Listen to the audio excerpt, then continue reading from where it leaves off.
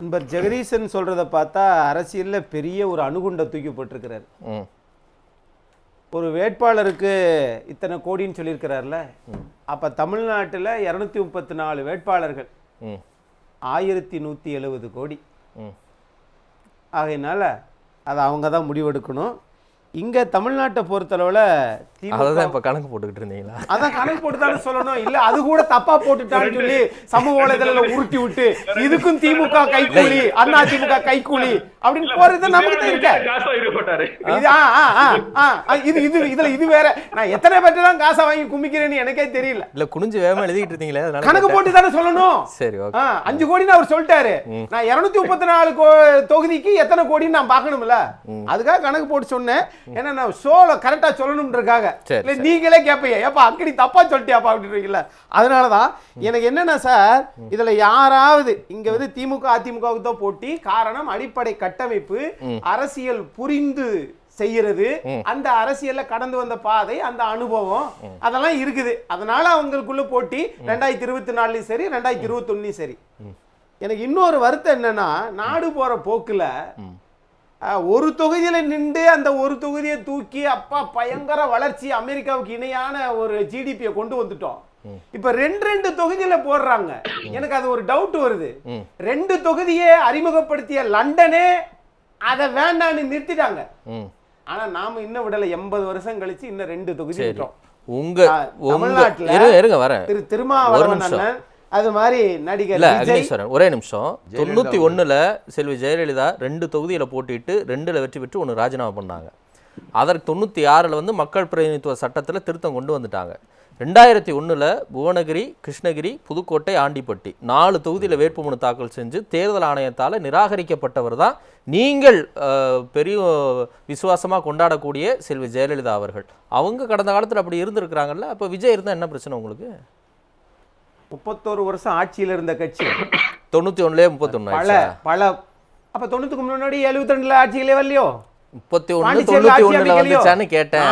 நான் எவ்வளவு தெளிவா கேக்குறேன். பேசிட்டு இருக்கேன். சரி விட்டுருங்க. 2 தொகுதியில போட்டியிட்ட வரலாறு அதிமுகவின் செல்வி ஜெயலலிதாக்கு இருக்கும்போது விஜய் முயற்சிக்கிறாரு.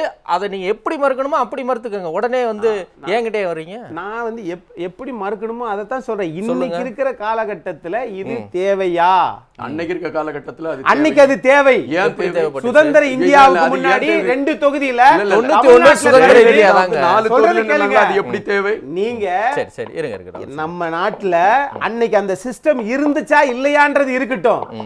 தமிழ்நாட்டுல கன்னியாகுமரியில பிறந்து சங்கனாச்சேரியில நின்று வெற்றி பெற்று பாராளுமன்ற உறுப்பினராக போனாங்க ஐயா கண்ணியத்துக்குரிய காயிதே மில்லத் இஸ்மாயில் சாஹிப். அன்னைக்கு அந்த தேவை இருந்துச்சு. அன்னைக்கு வந்து அது கன்னியாகுமரி வந்து கேரளாவில் இருந்தது. அதனுடைய அடிப்படையில் அங்க நின்றாங்க. அந்தந்த காலகட்டத்துக்கு ஏற்ப தேவை இருக்குது. நாடாளுமன்ற உறுப்பினரா போறாங்க, ராஜ்யசபா போறாங்க, சட்டமன்றத்துக்கு வந்தா திரும்பி வந்துடுறாங்க, திரும்பி ஒருத்தங்க தேர்ந்தெடுக்கிறாங்கல்ல.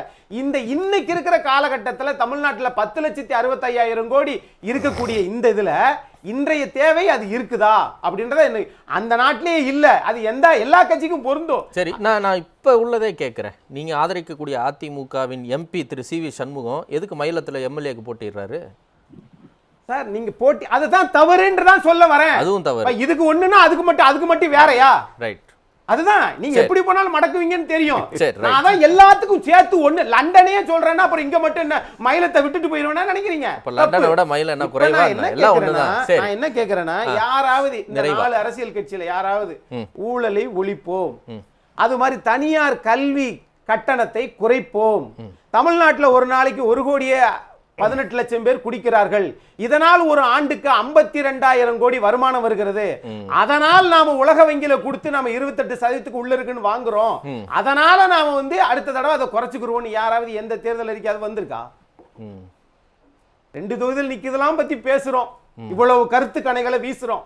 ஆனா இதுக்கு யாருமே சொல்ல மாட்டேங்கிறாங்களே, அதிமுக உட்பட எல்லாருக்கும் பொருந்தும். சரி, ஆகையினால இங்க தமிழ்நாட்டை பொறுத்தளவுல திமுக அதிமுகவுக்கு தான் போட்டி. ஓகே, நான் முயற்சி பண்ணி வருகிறார் நடிகர் விஜய். ஆனால் அவரை பயன்படுத்தி கொண்டு சில முதலீட்டாளர்கள், சில முதலாளிகள் விஜயை வீட்டுக்குள்ளே உட்கார வச்சு நாம அரசியல்ல பாத்துக்கலாம், நம்ம ஏற்கனவே அப்படித்தானே வந்திருக்கிறோம் அப்படின்ற திட்டம் இருக்குமே ஆனால் மக்கள் அதை புரிஞ்சுக்குருவாங்கன்னு நான் பாக்குறேன். சரி.